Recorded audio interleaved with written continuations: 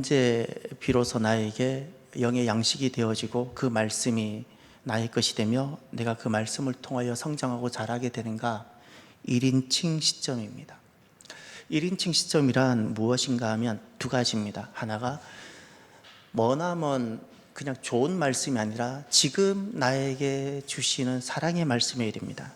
지금, 그리고 다른 사람 들으라고 주시는 말씀이 아니라 바로 나에게 주시는 말씀으로 내가 대할 때 말씀이 내게 살아있게 되고, 또 하나, 이 말씀이 2000년 전 사도 바울이라는 사람, 하나님은 그를 감동해서 그가 사도 바울이 쓴 사도 바울의 고백이 아니라 오늘 나의 고백이 되어져야 됩니다.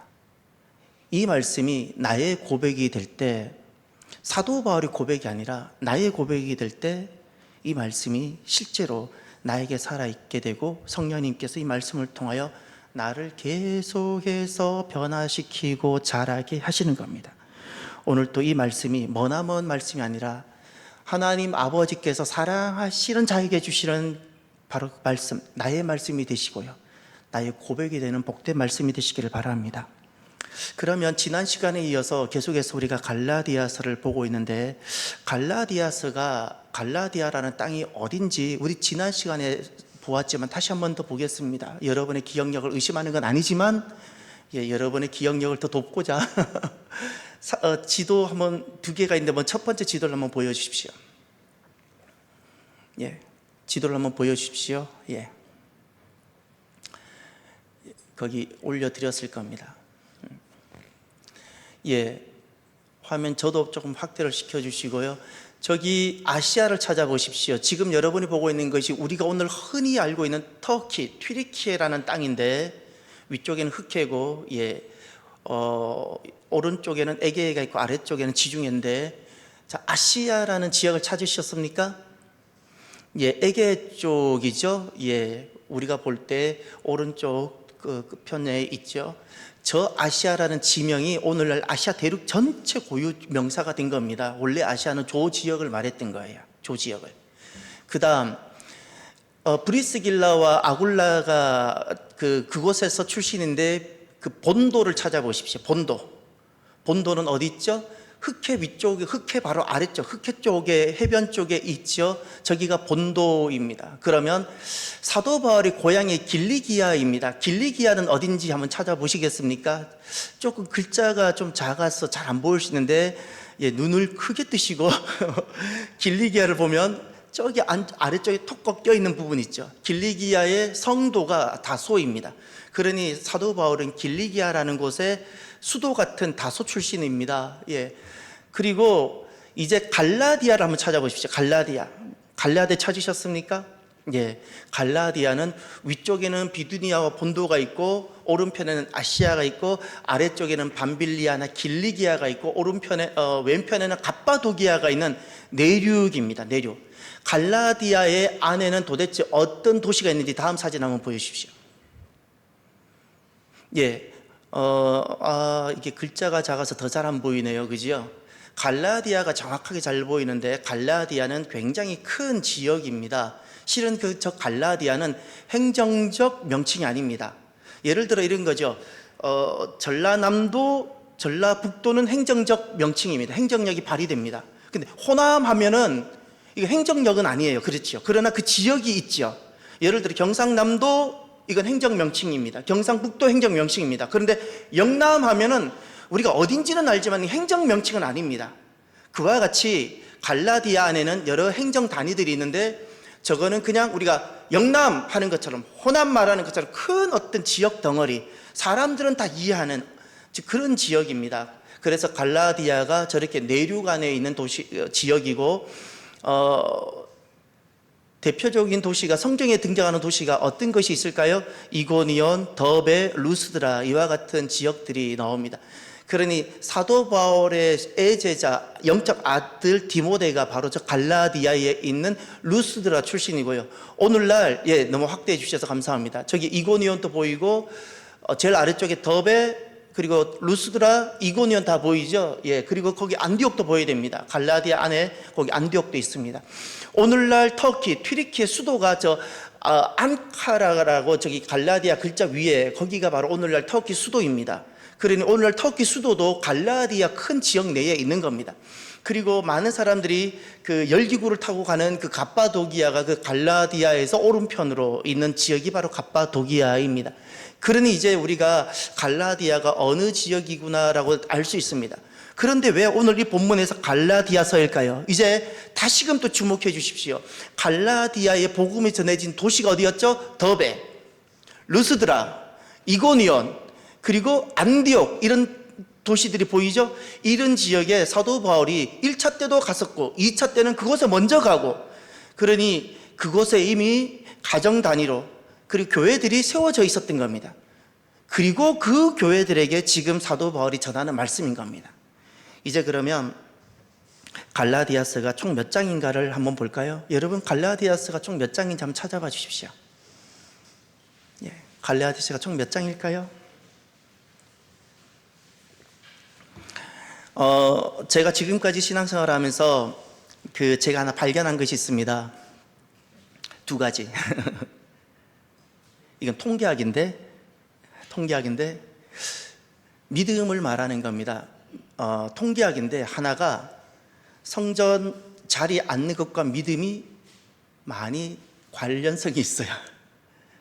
앞자리에 앉는 사람과 뒷자리에 앉는 사람 다릅니다. 실제로 앞자리에 있는, 앞에서 말씀을 들어보세요. 훨씬 잘 들립니다. 뒤에서 잘 안 들립니다. 그래서 말씀을 사모하는 사람은 항상 앞에 앉아요. 자리가 믿음과 생각보다 관련성이 있고, 두 번째 또 있습니다. 제가 뭘 말씀할 것 같아요? 처음 듣는 말일 겁니다. 근데 저는 이거 굉장히 신빙성이 있다고 생각합니다. 성경책 크기입니다. 성경책 크기. 누구는 그 성경책조차도 무겁다 생각하고 핸드폰만 들고 다녀요. 거기에 이렇게 필요할 때 찾아보고 절대 그 사람은, 미안하지만 믿음은 잘하지 않을 겁니다. 내가 필요할 때만 성경을 보니까.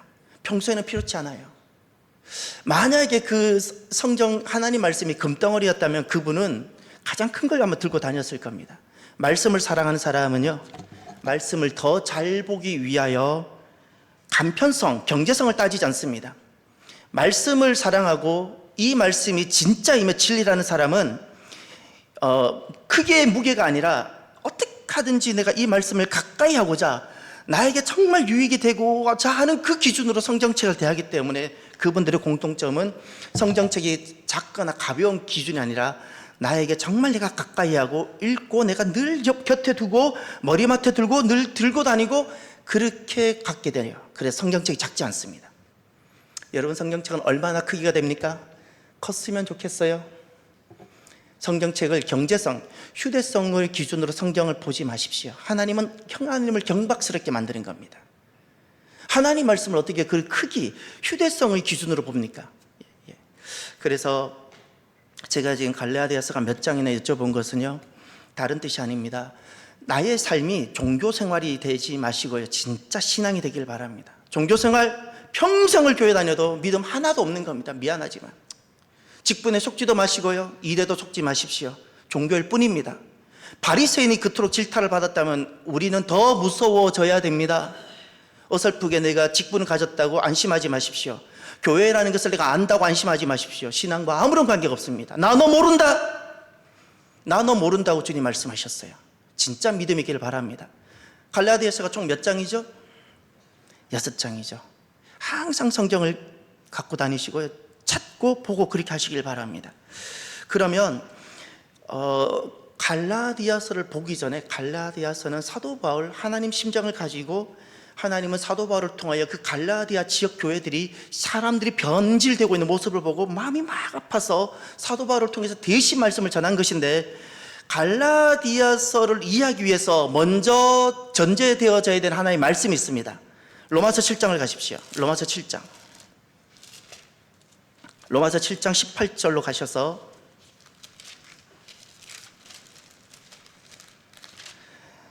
지금부터 로마서 7장 18절부터 24절을 저와 여러분이 함께 보시는데, 이 말씀이 사도 바울 자기 고백이고, 자기가 자기를 보는, 예수님을 만나고 난 다음 자기가 자기를 보게 된 나, 그리고 사람들이 바로 이와 같은 겁니다. 인간론입니다. 인간론.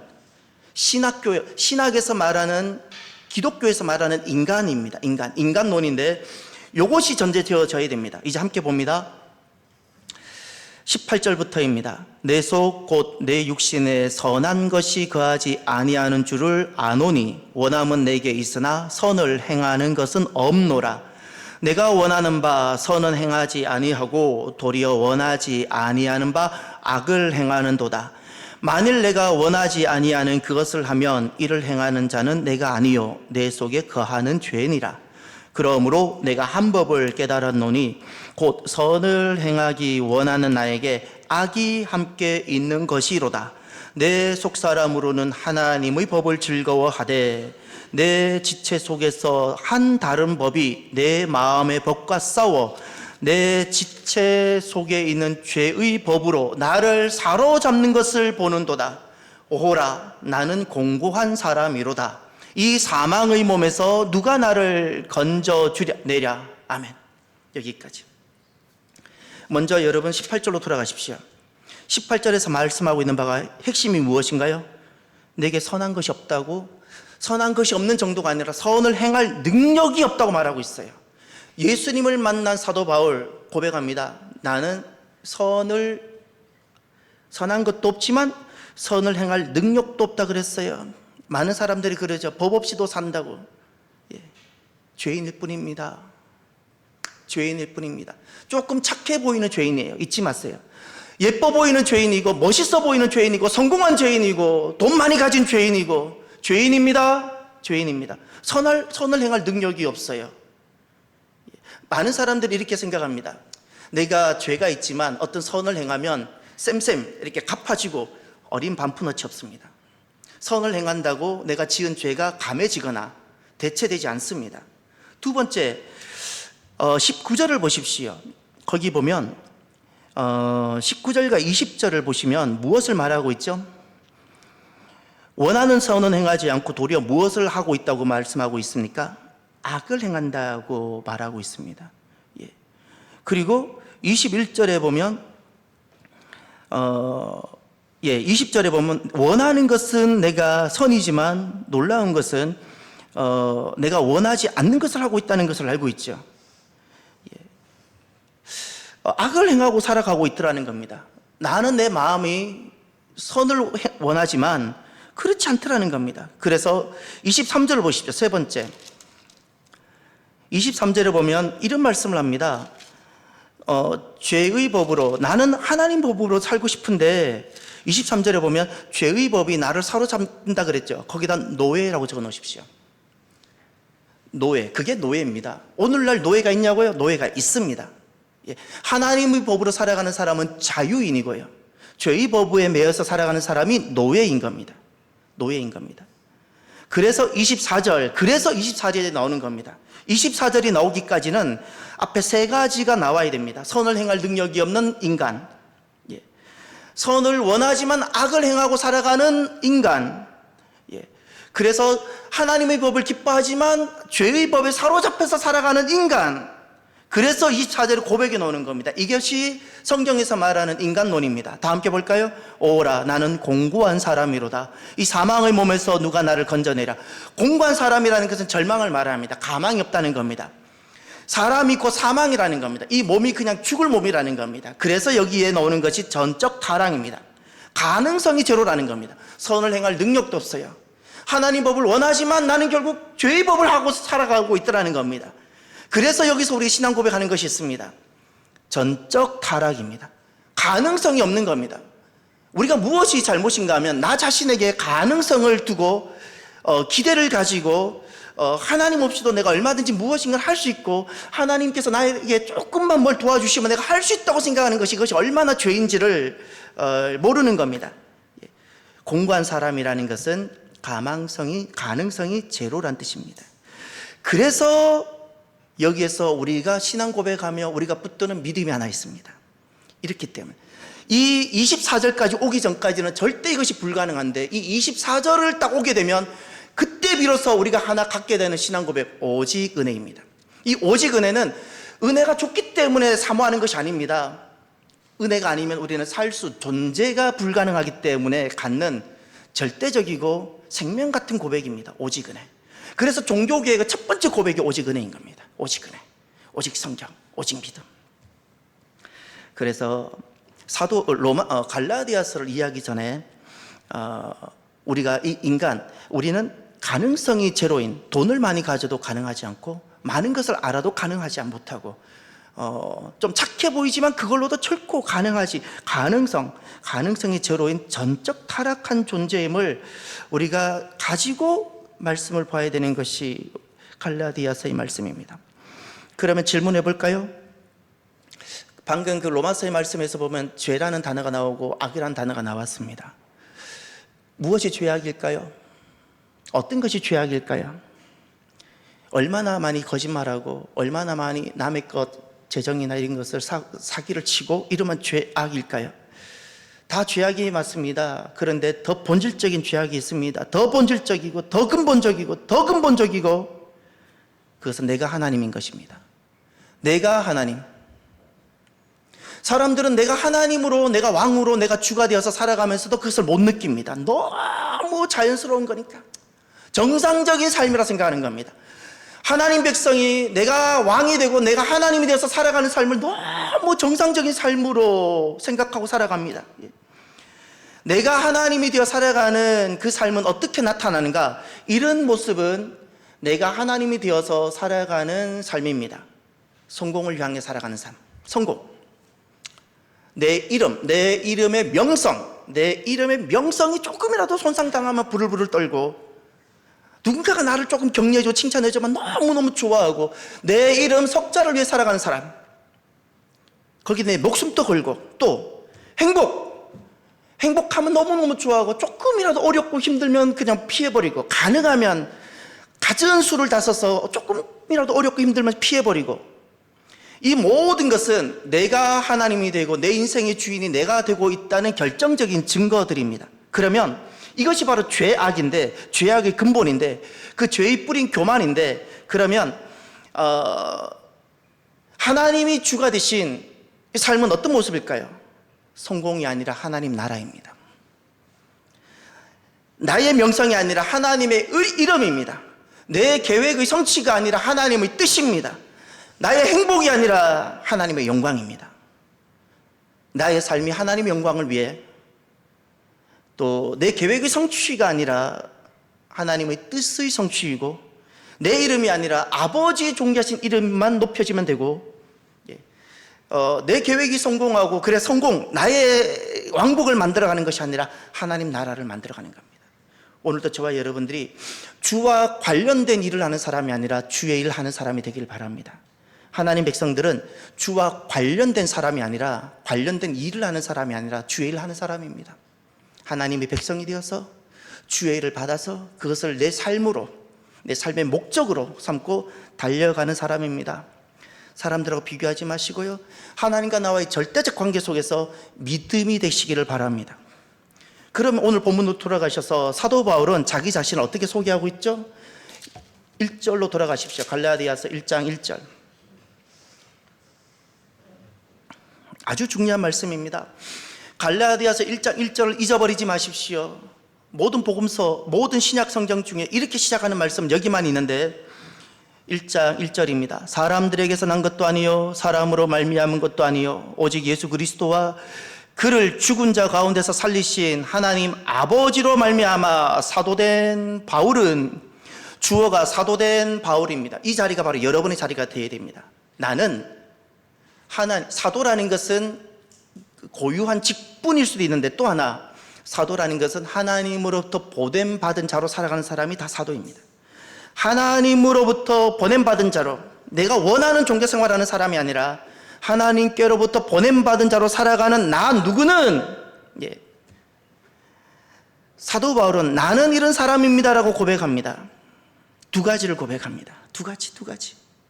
저는 이 고백이 너무나도 제 가슴을 떨리게 하고 항상 이 자리에서 이렇게 고백하고 싶습니다. 첫 번째 고백, 사람들에게서 난 것도 아니요 사람으로 말미암은 것도 아닙니다. 나 사도 바울은 사람에게서 난 것도 아니요 사람으로 말미암은 것도 아닙니다. 나 사도 바울은 사람에 기초하지도 않고 사람이 나를 높인다고 존재하는 것도 아니고 사람에 의해서 내가 흔들리지도 않고 나 사도 바울은 사람에 의해서 기초하지 않습니다. 바로 이 고백이 여러분의 고백이 되길 바랍니다.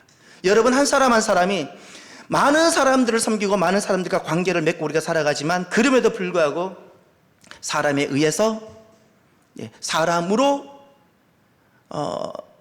흔들리거나 사람에 의해서 사람을 위해 살아가지 않고 사람에 매이지 아니하고 그렇게 고백되어지기를 바랍니다. 오늘 여기에 그 사람을 언급하고 있습니다. 1절에 오늘 본문에서 사람을 언급하는데 이 사람의 의미는 노예됨을 말합니다. 인간 실존을 의미하기도 합니다. 그러나 영적으로는 이것은 무엇을 말하는가 하면 하나님 백성이 하나님께 매이지 아니하고 사람에 매여 있다는 뜻입니다. 사람에게 나다 사람으로 말미암은 나는 세상과 사람에게 매여 있는 노예됨을 말하는 겁니다. 노예됨. 이스라엘 백성이 출애굽하기 전에는 바로에게 철저하게 매여져 있습니다. 바로 입김에 좌지우지됩니다. 바로의 눈치만 보고 살아갑니다. 바로의 눈치만. 그래서 하나님은 출애굽 바로로부터 떠나게 만드는 겁니다. 하나님 백성이 되라는 겁니다. 밥을 한 끼 굶더라도 바로에 의해서 내 삶이 좌지우지되는 사람이 아니라 사람에 의해서 세상에 의해서 내 삶이 좌지우지되는 사람이 아니라 하나님에 의해서 단 한 우를 살더라도 하나님에 의해서 살고 지는 하나님 백성이 되라고 하나님은 지난날 이스라엘 백성을 출애굽시킨 겁니다. 바로로 시킨 겁니다. 출세상을 시킨 겁니다. 오늘 저와 여러분이 출사람이 되기를 바랍니다. 세상 속에 있지만 사람에 의해서 내 인생이 좌지우지 되는 것이 아니라 세상 속에 있지만 내 인생을 좌지우지하시는 분이 오직 하나님이시길 바랍니다. 그러면 노예가 된다는 뜻은 도대체 무엇일까요? 내 삶을 사람에 기초시키지 마십시오. 행위에 기초시키지 마십시오. 자기에 기초시키지 마십시오. 세 가지 기억하십시오. 내 삶을 사람에 기초시키지 마십시오. 사람, 나와 함께하는 사람이 얼마나 많은지, 또 나를 지지하는 사람이 얼마나 많은지, 이것은 믿음은 아니고 이것을 인본주의라 말합니다. 이거 하나님의 소명, 하나님이 보내심, 사명으로 사는 것이 아니라, 두 번째, 행위. 사람이 칭찬해주면 좋고 내가 선한 것을 하면 내가 자랑스럽고, 이거 다 그냥 노예되어진 전형적인 모습입니다. 나의 행위가 아니라 하나님의 의여야 됩니다. 모든 것은 은혜여야 되고요. 섬기는 것도 내가 은혜여야 되고요. 사역하는 것도 은혜여야 되고요. 그리고 사람됨, 내가 노예된 가장 결정적인 증거가 바로 자기가 자기를 위해서 살아가는 겁니다. 이 자기가 조금 확대된 것이 가정의 수준입니다.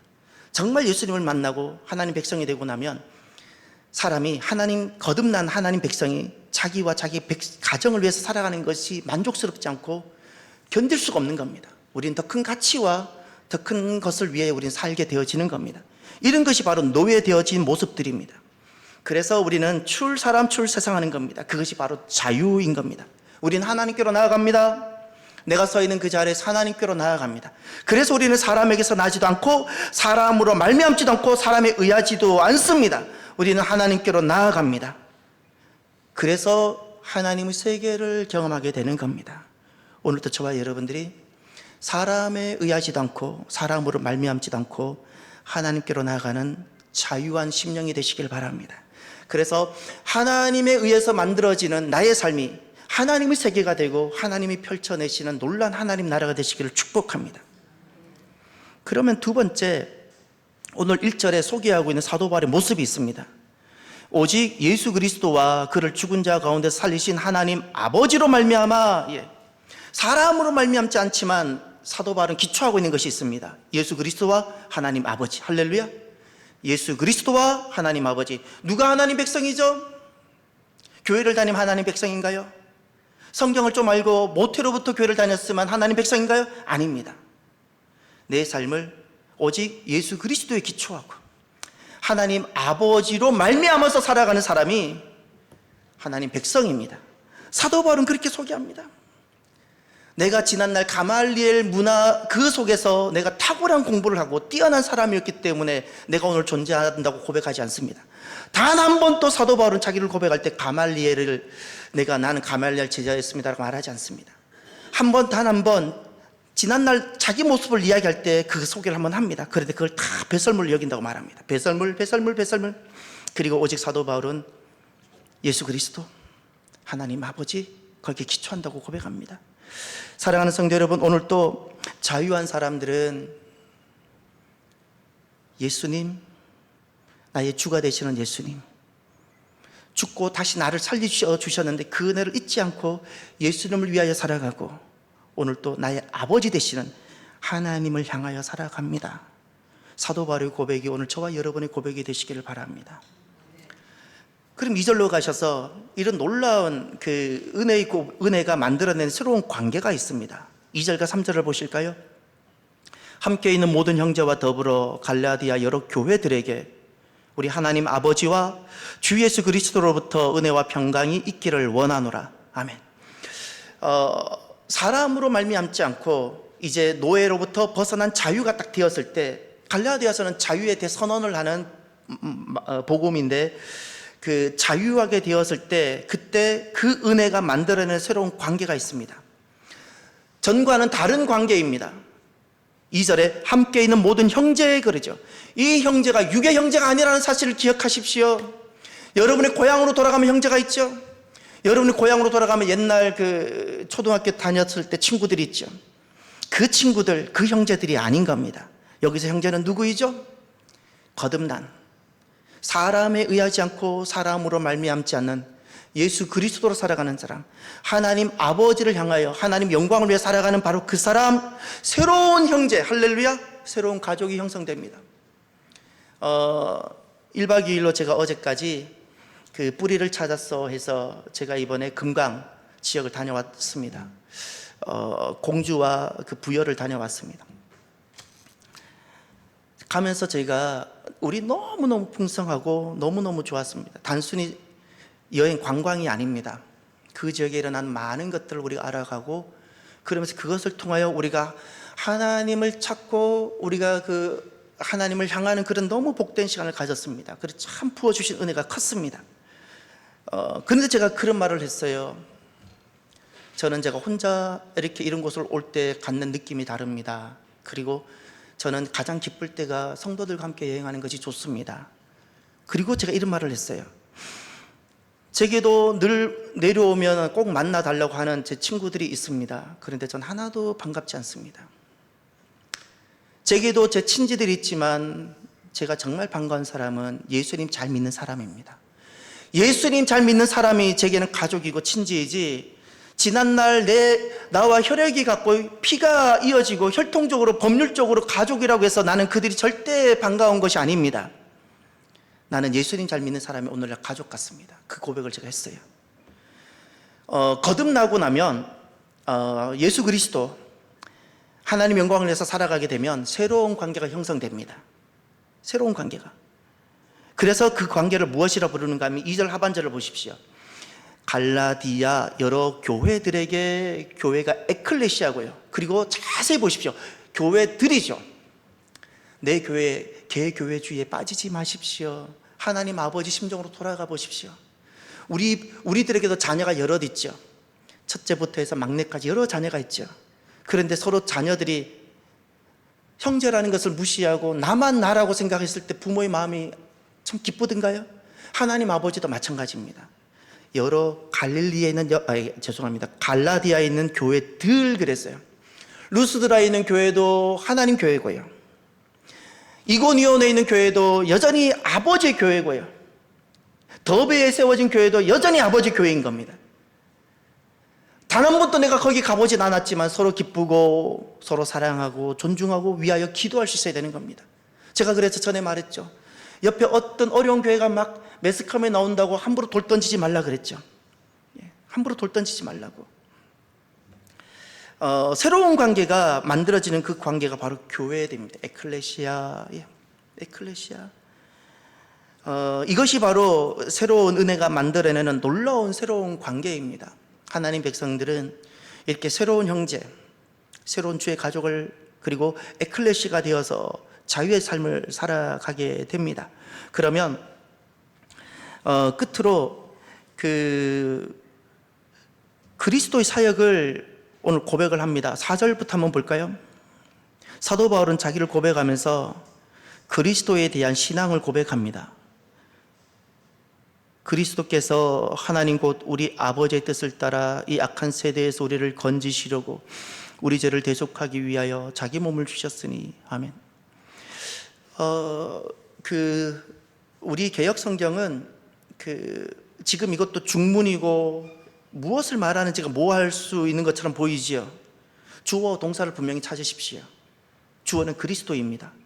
사도 바울이 내가 만난 그리스도를 고백하는 겁니다. 예수님은 누구신가? 그리스도이신데 그분은 동사가 핵심이 그겁니다. 자기 몸을 주셨다라는 겁니다. 제일 맞아요. 그리스도는 주셨습니다. 자기 몸을 주신 분입니다. 예. 자기 몸을 주셨는데 그 다음 내용이 세 가지가 그 자기 몸을 주신 예수님에 대해서 덧붙여 설명하는 것들입니다. 첫 번째, 자기 몸을 주시는데 이것은 임의로 한 것이 아니라 하나님의 뜻을 따라. 두 번째, 자기 몸을 주셨는데 우리를 이 악한 세대에서 건지시기 위하여. 세 번째, 자기 몸을 주셨는데 우리 죄를 대속하시는 이 방법으로, 대속의 방법으로. 예수님은 누구신가? 하나님의 뜻과 방법을 따라 우리를 이 악한 세대에서 건지시기 위하여 대속이라는 방법으로 자기 몸을 주신 분. 오늘 여러분들에게는 예수님은 누구이신가요? 오늘 여러분들에게 예수님을 말씀하라고 하면 여러분은 무엇이라 말씀할 수 있을까요? 오늘 이 4절 사도 바울이 만난 예수님, 사도 바울이 고백하는 예수님이 바로 여러분이 고백하는 여러분의 예수님이 되시길 바랍니다. 예수님은 그 좋은 분으로 계시면 아무런 의미가 없습니다. 바로 이 고백이 여러분의 고백이 되길 바랍니다. 나를 사랑하셨어? 나를 위해 자기 몸을 주신 분이신데 하나님의 뜻을 따라 이 악한 세대에서 나를 건지시기 위하여 대속하신 거예요. 대신 값을 지르시고 대신 죽으신, 나는 그냥 은혜로 받은 그 은혜를 생각하면 자다가도 벌떡 일어나게 되는 그런 은혜를 베풀어 주신 분. 그래서 정말 그리스도를 만나면 분별력이 생깁니다. 악한 세대에서 건져졌기 때문에. 전에는 이것이 악인지 몰랐어요. 다 사람들이 그렇게 살아가니까 원래 그래 사는 줄 알았어요. 근데 딱 그리스도를 만나고 악에서 건짐을 받으면 그때부터 이것이 악이었구나. 악은 다른 것이 아닙니다. 하나님을 대적하는 모든 것이 악입니다. 하나님을 대적하면 그것이 다 악이 됩니다. 저는 지난 주일날 1027 한국교회 연합 집회, 저는 여의도로 나갔습니다. 왜냐하면 저녁에 제가 임직식이 순서가 있어서 여의도로 갔다가 그 임직식 강서구 쪽을 가야 되기 때문에 성도들하고 헤어지고 저는 여의도로 갔는데 너무 차라리 잘 된 것 같아요. 제가 안 갔으면 여의도 상황을 몰랐을 거 아니에요. 2시 전에 도착을 했는데 주차할 곳이 없어서 뺑뺑 돌다가 다행히 그날은 그 마포대교인가요? 그 중앙에 큰 도로, 그 옛날에 여의도 광장이었던 그 양쪽에 도로가 2개가 내려옵니다. 가운데 공원이 있고 경찰들이 굉장히 많이 나와 있었어요. 너무너무 많이 나와 있었는데 다행히 그날은 그 이면 모든 도로 주차를 해도 단속을 안 했습니다. 뺑뺑 돌다가 주차를 하나 하고 갔는데 제가 공식적으로 허용한 모든 것을 실은 다 다녀봤어요. 여의도 일대에 허락받은 집회 장소 1부터 10까지를 다 다녔어요. 그리고 참여하는 사람들의 모습을 보고 싶었어요. 왜 왔는지. 너무너무 기뻤어요. 아마 그 광화문 쪽에 자리가 없을 거라 생각하고 온 사람들, 그래서 또 지방에서 올라오는 사람들이 주로 글로 많이 온 것 같아요. 3시까지 계속해서 사람들이 끊임없이 밀어닥쳐요. 그리고 그 모든 집회 장소가 만석이 다 되고 자리가 부족해서 여의도 공원 내나 그 전광판이 보이는 곳에 다 들어가고 중간에 자꾸 끊어지니까 결국 자기 핸드폰을 들으면서 저는 거기서 거룩을 봤어요. 제가 거기서 다시 한국교회 희망을 보았는데 제가 거기서 거룩을 보지 못했다면 저는 제가 도로 실망을 했을 겁니다. 한국 백성들에게 실망을 했을 텐데 저는 거기서 거룩을 보았어요. 그 도심에서 다 함께 찬양하고 간절히 소리내어 부르짖고 기도하며 하나님의 긍휼을 구하며 그렇게 하는 그 모습을 보고 하나님 아직도 우리를 기뻐하시는구나, 아직 우리를 포기하지 않으셨구나를 제가 보았어요. 너무너무 감사하고, 대한민국 기독교 120년 사상 가장 많이 모여있는 집회였는데 저는 또 한 가지를 보았어요. 여전히 언론은 거짓이구나. 아직도 여러분은 뉴스를 보십니까? 저는 뉴스를 끊은 지 오래됐습니다. 왜냐하면 뉴스는 자기가 보여주고 싶은 것만 보여줍니다. 저는 절대 뉴스를 믿지 않습니다. 이번에도 또 확인했습니다. 저는 제 눈으로 보았습니다. 한국 기독교 사상 이렇게 많이 모여, 예전에 여의도 광장으로 있을 때가 100만 명이 모였어요. 그거하고 비교할 수 없는 많은 사람이 모였는데 사람들이 매스컴에 이렇게 말합니다. 10만 명, 20만 명 모여서 차량 교통을 이렇게 불편을 유발시키고 이렇게 합니다. 저는 또다시 언론의 그 거짓을 또 보았습니다. 그래서 언제나 그랬기 때문에 실망하지도 않습니다. 원래 그럴 거니까. 그래서 저는 그런 것들을 보지도 않고 믿지도 않습니다. 다만 저는 너무너무 이번에 가서 참 큰 기쁨이 있었습니다. 하나님을 찾고 하나님의 의를 구하는, 그리고 긍휼을 구하는 그 모습을 보고, 사랑하는 성도 여러분, 오늘 저와 여러분들이 그리스도를 찾고 주님께서 우리에게 하신 일들을 선포하고 주님께서 우리에게 어떤 일을 행하셨는지 잠자지 않고 매몰되지 않도록 선포하고, 그리고 세상이 두려워서 움츠리는 사람이 아니라 그 세상 가운데 담대하게 주님의 이름을 높일 수 있는 저와 여러분이 되기를 바랍니다. 주님을 붙들고 주님을 높이면 주님께서 길을 여시고요, 거기 독일 본 신학교에서 온 그 총장님이었나요? 그 교수님이었나요? 그분이 했던 그 교훈을 잊지 마십시오. 제가 그 영상을 그것만 따로 제가 저장시켜 놨어요. 너무너무 가슴이 아픈 절규의 그 고백이었는데요, 독일이 이렇게 차별금지법과 평등법이 제정되고 진행될 때 독일 교회는, 종교개혁이 시작됐던 독일 교회는 가만히 있었다는 겁니다. 가만히 있었다는 겁니다. 지금은 돌이킬 수 없다는 거예요. 돌이킬 수 없어요. 저는 지난날 1027 그 연합예배에 우리와 우리 교회가 함께 했었다는 것이 기쁩니다. 내가 만약에 제가 여러분들과 함께 그곳에 있지 않았다면 저는 내가 나중에 얼마나 내가 부끄럽고 수치스러웠을까 생각을 합니다. 수치스러웠을까? 오늘날 3.1 운동한 사람들을 귀하게 여기죠. 당시 3.1 운동한 사람들을 처음부터 사람들은 존중하지 않았습니다. 문제를 일으키는, 가만히 있어서 적절하게 타협하면서 예배나 드리면 더 좋을 것을 저렇게 해서 예배문이 폐쇄되고 잘했다고 아무도 칭찬 안 했습니다. 3.1 운동 실패처럼 보였으니까. 오늘날 누구나가 3.1 운동을 기립니다. 1027 그 연합 예배가 시간이 지나갈수록 달라질 겁니다. 항상 하나님을 찾고 하나님 의와 하나님 이름과 함께 하시기를 바랍니다. 예수 그리스도입니다. 잊지 마세요. 우리 자녀들에게 물려줄 것도 재산도 아니고요, 재산 많이 물려주려고 하지 마십시오. 자녀 망가집니다. 스스로 삶을 살아갈 수 있는 힘을 주십시오. 그리고 정말 자녀들에게 물려줄 것은 예수 그리스도입니다.